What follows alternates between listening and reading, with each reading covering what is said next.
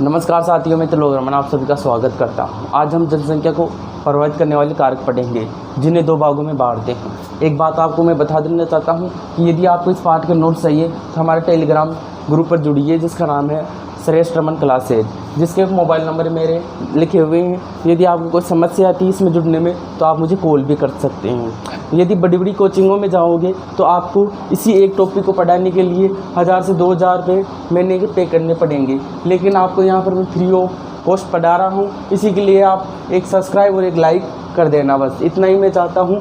और ये ज़्यादा बड़ा टॉपिक है नहीं और न कठिन है। एक साइंस की तरह है, भूगोल को पढ़ा जाता है, किस तरह से पढ़ते हैं उसी तरह को आज मैं पढ़ा के बताता हूँ। और किस तरह से कंप्लीट करते हैं भूगोल को मैं फ्री में आपको यूट्यूब पर पढ़ा के बताऊँगा। 1 रुपये से चार्ज नहीं करूँगा मैं। देखना, धन्यवाद। जनसंख्या को प्रभावित करने वाले कारक 3 होते हैं। एक तो भौगोलिक कारक होता है, भौगोलिक कारक।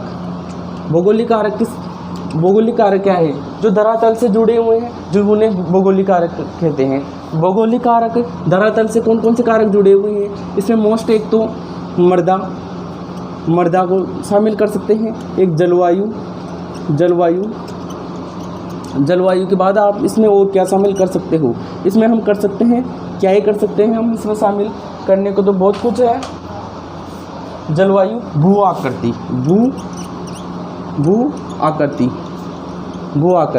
आकृति यानी कि उस धरातल की बनावट किस तरह से है और उस जलवायु, वहाँ की क्लाइमेट किस तरह से है। जनसंख्या को सर्वाधिक प्रभावित तो क्लाइमेट ही करेगी, क्योंकि अधिक ठंडे प्रदेशों में आप निवास नहीं कर सकते। तो वहीं यदि आपकी भू आकृति इस तरह से पहाड़ी इलाके हैं तो वहाँ पर भी अधिक जनसंख्या निवास नहीं करती। सर्वाधिक जनसंख्या मैदानों में निवास करती है। आप भारत का उदाहरण ले सकते हो। भारत में सर्वाधिक जनसंख्या निवास गंगा के मैदानों में करती है, जबकि न कि उत्तर पूर्वी राज्यों में।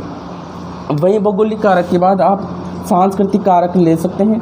सांस्कृतिक कारक में यानी कि जिस जनसंख्या के निवास क्षेत्र में आप निवास कर रहे हो वहाँ का सांस्कृतिक या कल्चर किस तरह से है।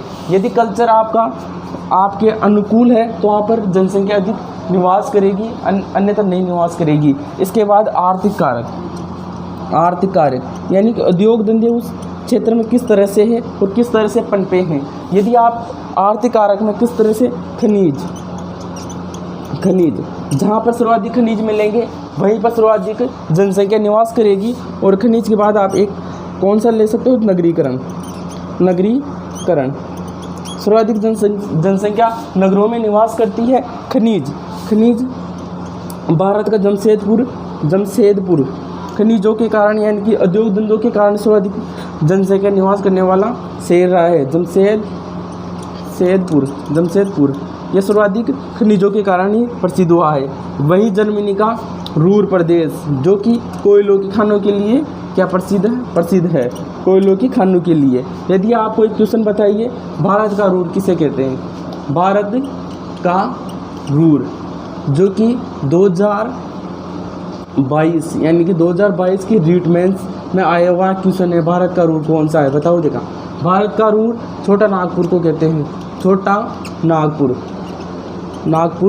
को भारत का रूर कहते हैं। यदि आप मेरे साथ पढ़ोगे तो मैं जो कंपटीशन के एग्ज़ामों में यहाँ से पूछे जाने क्वेश्चन पूछते हैं वो भी मैं आपके साथ डिस्कस करता चलूँगा। ये 3 कारक हैं जो जनसंख्या को प्रभावित करते हैं। भौगोलिक कारकों में मृदा, जहाँ पर मृदा यदि उपजाऊ है वहाँ पर जनसंख्या निवास सर्वाधिक करेगी। यदि आप भारत के गंगा के मैदानों में जाते हैं तो वहाँ पर मृदा उपजाऊ है, वहाँ पर सर्वाधिक जनसंख्या घनत्व और जनसंख्या वितरण पाया जाता है। वहीं आप पहाड़ी उत्तर पूर्वी राज्यों में या दक्षिण भारत के राज्यों में जाते हो तो वहाँ पर जनसंख्या कम निवास करती है, यानी कि सर्वाधिक जनसंख्या कहाँ निवास करेगी? मैदानों में। आज तक विश्व की जितनी भी जनसंख्या है, सर्वाधिक जनसंख्या वाले देश कहाँ हैं? या तो समुद्री तटों के पास में या मैदानों में, न कि पहाड़ों पर। पहाड़ों पर जनसंख्या निवास किस कारण होता है? वो है खनिज का कारण क्या है?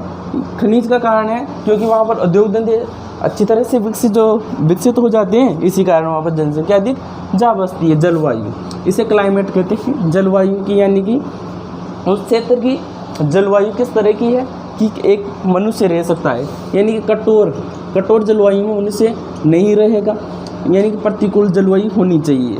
जैसे कि ठंडे प्रदेशों में जो टुंड्रा प्रदेश है, टुंड्रा यानी कि ठंडे प्रदेश, वहाँ पर जनसंख्या निवास बहुत कम करती है। वहीं आप जाओ यूरोप यानी कि यहाँ पर सर्वाधिक विकसित होने का कारण यह है कि जलवायु भी है, वहीं जलवायु भी है। अफ्रीका इतना विकसित क्यों नहीं हुआ? क्योंकि भूमध्य रेखा के पास में आता है। भूमध्य रेखा के पास में अधिक वर्षा होती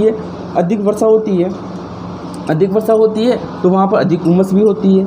अधिक उमस होने के कारण वहाँ पर क्या होती है? अधिक वर्षा होने का वहाँ पर बीमारियाँ भी अधिक होती है।